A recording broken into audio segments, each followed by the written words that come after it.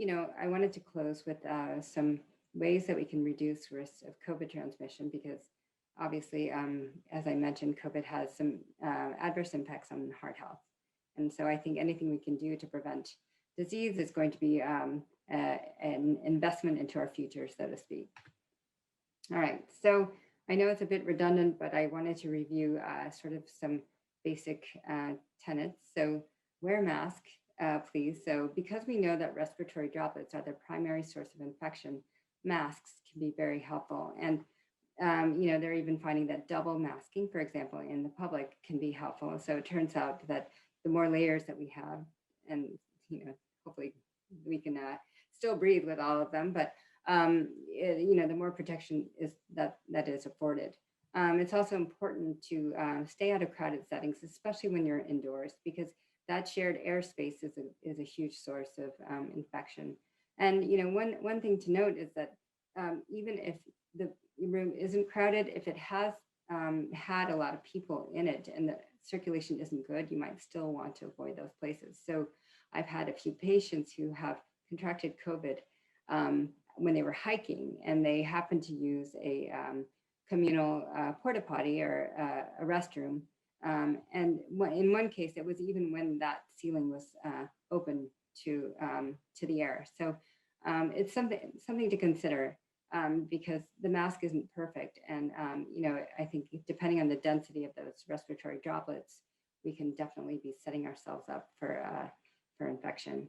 And sort of intuitively, we should avoid individuals who have respiratory symptoms, even if they are wearing a mask, because if they're coughing or sneezing, then the likelihood that they are circulating those respiratory droplets is going to be much higher. And if you can, please avoid touching your face, especially after you've, sort of handled your mask or, you've been in a public place. And interestingly, we have found that low levels of vitamin D seem to be associated with an increased risk of COVID, as well as an increased risk of severe COVID. So make sure you're getting 1,000 to 2,000 units of vitamin D daily during the winter months. And so we also need to be very careful about washing our hands. Again, this seems intuitive, but I think the pandemic has kind of demonstrated that oops, we weren't doing it as much as we should have been. So it's really important to wash our hands before we handle food, after leaving public places, after blowing our nose or coughing after handling our masks, after using the restroom or changing a diaper, and before and after caring for anyone who's ill. And also after touching pets and animals who aren't yours.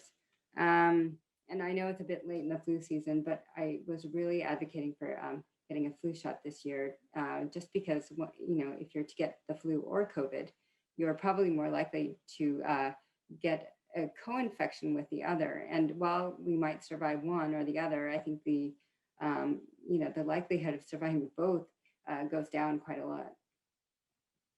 So in summary, how do we keep our heart healthy during this pandemic and also sort of in the long run?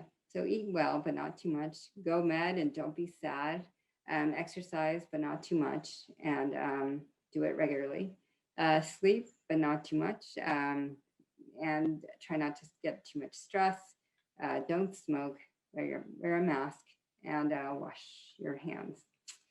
All right. So thank you so much for this opportunity to present. I hope that this has been helpful, and yeah, good luck.